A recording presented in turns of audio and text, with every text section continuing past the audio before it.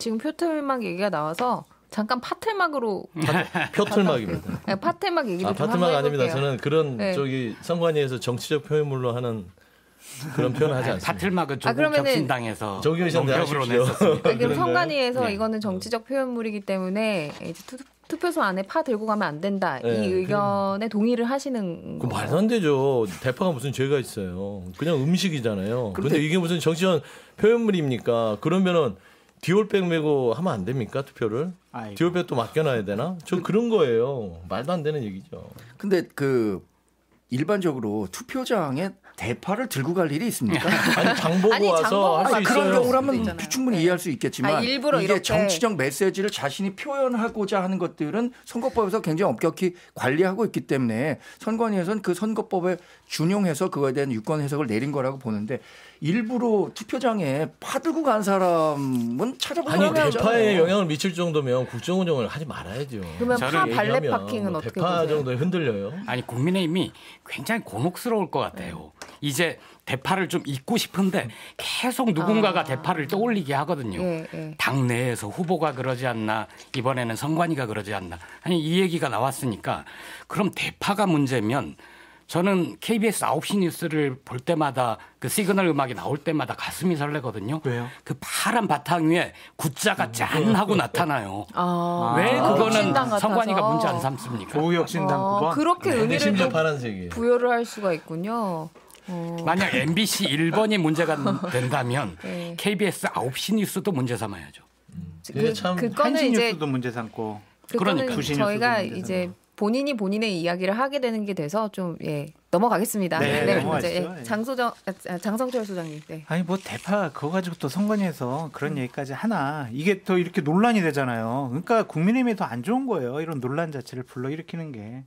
그래서 저는 선관위가 너무 이렇게 과민 반응하지 않는 것이 좋겠다라는 좀 생각이 들고요. 투표율 높으면은 당연히 그냥 각 당에서는 자기네들 유리하다고 하죠. 이번에 중앙선거관리위원회가 연령별 또 여론조사를 해봤는데 반드시 투표하겠다가 70대 이상이 90%가 넘는 것 같아요. 그러니까 국민의힘으로서는 그분들이 많이 나오면은 유리하다고 볼 수밖에 없잖아요. 근데 저희가 지난 선거들을 쭉 분석을 해보면 60%가 넘으면 좀 진보 진영 민주당에 좀 유리하다라는 게 통계학적으로 나와 있죠. 그래서 저도 예. 처음에 말씀드렸던 것처럼 기존에는 정치 문법이 당연히 투표율이 높으면 진보 정당이 유리하다는 건 저희도 인정하고 있습니다. 그러나 정치적 상황 또 연령대별 정당 지지 성향이 변화가 있었기 때문에 이번엔 그와 같이 완벽하게 것과 같은 공식처럼 결과가 이어지지는 않을 것이다라고 저는 설명을 드린 거죠. 네. 알겠습니다. 저는 투표율이 99% 됐으면 좋겠습니다. 선거는 민주주의의 꽃이라고 하잖아요. 민주주의는 민이 주인인 걸 보여주는 거고 그러니까 투표를 하실 수 있는 사람들은 모두 나와서 투표를 하면 99%. 근데 투표를 하지 않는 사람들도 투표를 하지 않음으로써 정치적 의사를 표현한다는 분석도 네. 있잖아요. 김보엽 대변인님 나오셔가지고 또 조국혁신당 비판하고 싶은데 투표율 또 99% 얘기하시니까 네. 아니 어느 민주주의 정당에서 당대표를 뽑을 때 만장일치 박수를 뽑는 게 어디 있습니까? 바램이죠, 바램. 아니 조국혁신당에서 네. 조국 대표 당대표 뽑을 때 만장일치로 자 박수 이게 말이 돼요? 알겠습니다. 이게 민주주의 정당이에요? 그거 다른 얘기 하시죠.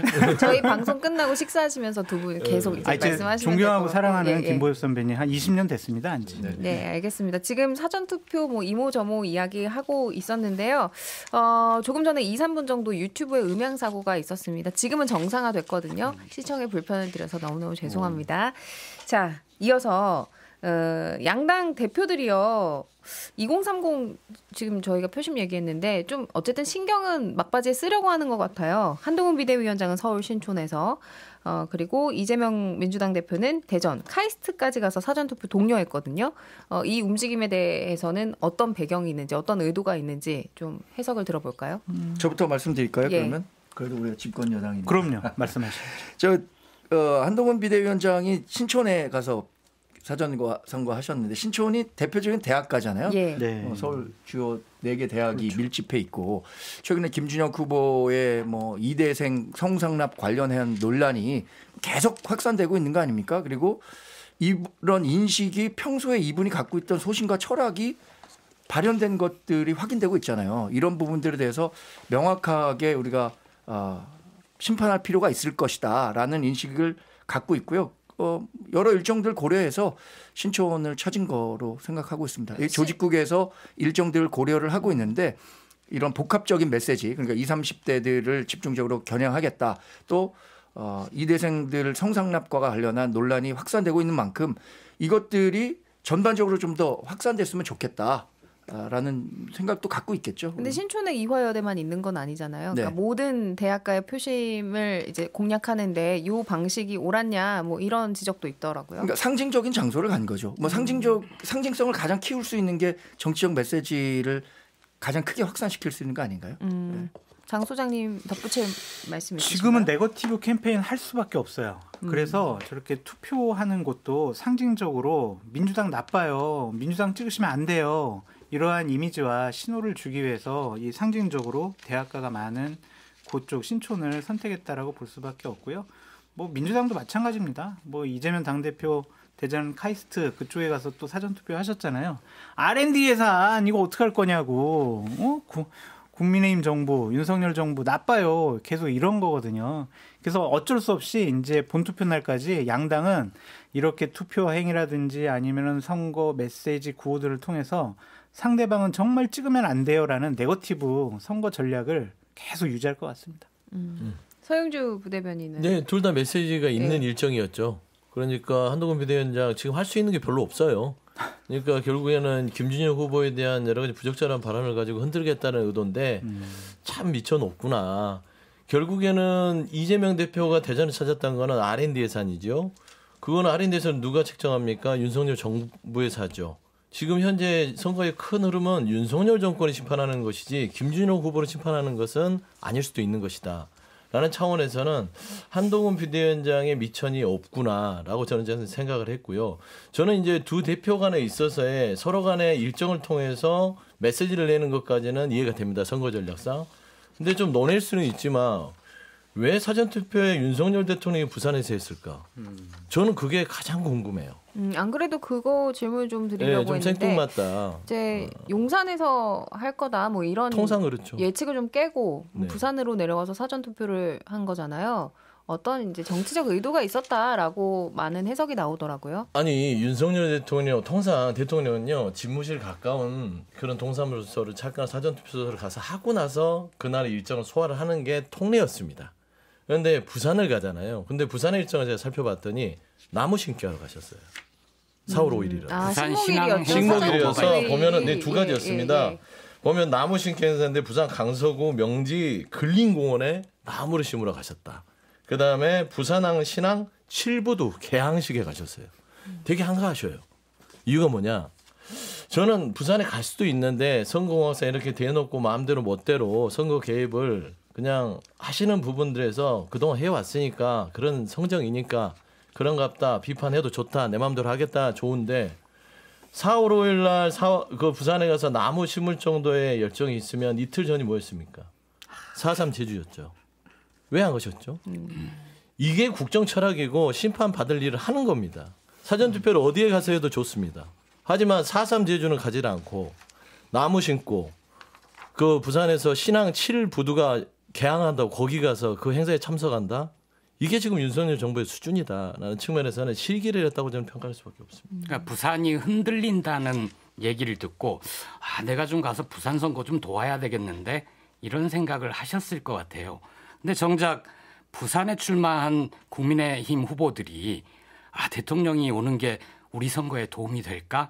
이런 생각은 하셨을 것 같거든요. 왜냐하면 국민의힘 후보들이 보통 사진을 붙여놓는데 한동훈 위원장과 찍은 사진은 많이 붙어 있고 공보물에도 쓰지만 윤석열 대통령과 함께 찍은 사진을 선거운동에 활용하는 후보들은 별로 없거든요. 뭐 이번에 그 부울경 지역에 10곳 미만이다 뭐 이런 분석도 있더라고요.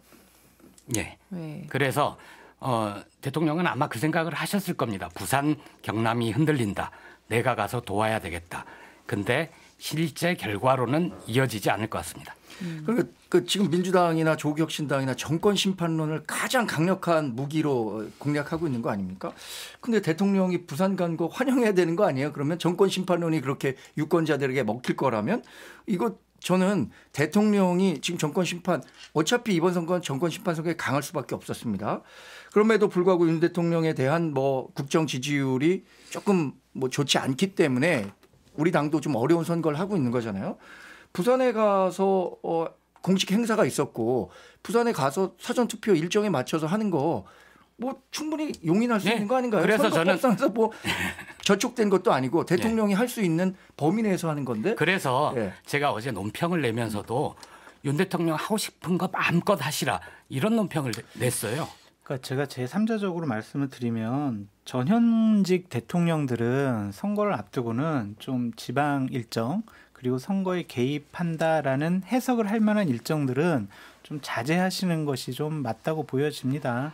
그래서 윤석열 대통령의 이러한 부산에서의 사전 투표가 또 정치적으로 논란을 불러일으키는 것 자체가 상당히 안 좋은 선례를 또 남겨놓는 것이다라고 볼 수밖에 없겠네요. 좀 아쉬워요.